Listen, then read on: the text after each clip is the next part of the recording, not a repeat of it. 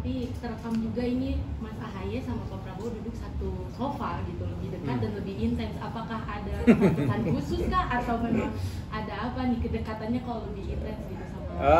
Saya nggak mengatakan saya lebih dekat begitu ya, tetapi ya kebetulan aja kemarin karena ruangannya nggak terlalu besar, kursi ya terbatas begitu. Tadinya kan kita lagi di ruang tunggu sebetulnya, ruang tunggu, ruang holding sebelum acara dimulai.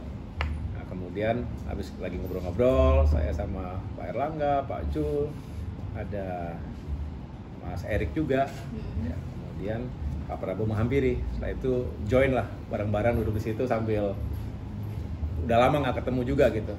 Mungkin ada 2 mingguan lah kita belum ketemu lagi, terus ya udah tawa-tawa juga sambil inilah catch up gitu ya sebelum nanti masuk ke ruangan kuliah. Gitu. Secara umum kan tidak semua harus melalui pertemuan formal. Ya. Komunikasi terjalin dengan baik di antara sesama koalisi Indonesia Maju. Tidak selalu sekali lagi dalam format pertemuan resmi, formal. Tetapi kami berupaya untuk terus mengawal proses yang penting ini. Ada Pak ini juga, Pak Erik juga. Itu sebetulnya bukan pertemuan politik. Jadi kami diundang dalam forum ada namanya Executive Program yang diselenggarakan oleh Universitas Pertahanan. Kita tahu Unhan itu kan bagian dari Kementerian Pertahanan, karena saya juga dulu salah satu pendiri Unhan.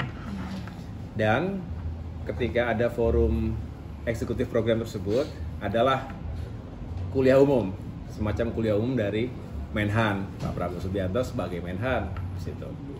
Nah, kemudian dari peserta yang diundang termasuk ketua-ketua umum dari Koalisi Indonesia Maju.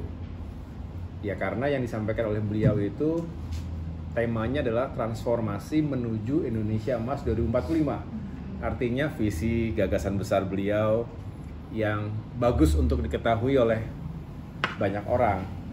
Tapi bukan dalam konteks kampanye lagi tentunya kan, tetapi bagaimana beliau melihat ke depan dari sisi pertahanan negara, tapi juga secara komprehensif. Bagaimanapun beliau adalah seorang presiden terpilih. Jadi tentu aspek pertahanannya kuat.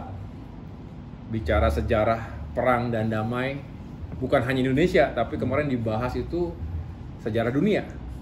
Ada negara yang maju, hebat, kemudian bisa jatuh karena pertahanannya tidak kuat, karena tidak mandiri, tidak berdaulat, baik dari sisi militer, ekonomi, termasuk pangan, energi, dan sumber daya lainnya. Jadi artinya pertemuan kemarin sebetulnya tujuannya itu. Nah, kemudian dengan foto yang mungkin menarik itu, langsung diasumsikan ada pertemuan politik dan lain-lain. Tapi sebetulnya tidak ada, kita hanya menyambung silaturahim, kemudian sekaligus mendengarkan kuliah umum dari Pak Prabowo Subianto sebagai Menhan. Gitu. Mas, tapi kenapa yang hadir, maksudnya 4 kementerian ini mungkin ada kedekatan tersendiri kah atau seperti apa? Karena kan kita lihat menteri-menteri yang lain nggak hadir gitu, nggak ikut dalam pertemuan. Iya, jadi memang Pak Prabowo mengundang secara khusus yang tergabung dalam Koalisi Indonesia Maju. Jadi bukan hanya ada sebetulnya yang mungkin tidak terlihat di foto, ada ketua umum partai lainnya, termasuk selain Pak Erlangga, Ketum Golkar, Pak Zulhas, Ketum PAN, saya sendiri, Ketum Demokrat, kemarin juga ada Ketum Gelora, Pak Anies Mata, kemudian ada Pak Fede Sabana ya, Partai Garuda. Kemudian ada Mas Kaisang, PSI, Ketum PSI. Jadi sebetulnya memang diundang karena Kim ini kan yang dianggap akan mengawaki pemerintahan 5 tahun mendatang. Sehingga bagus kalau juga memahami secara utuh pokok-pokok pemikiran Pak Prabowo. Ada beberapa hal yang fundamental yang menjadi kekuatan sekaligus juga tantangan yang harus kita carikan solusinya bersama.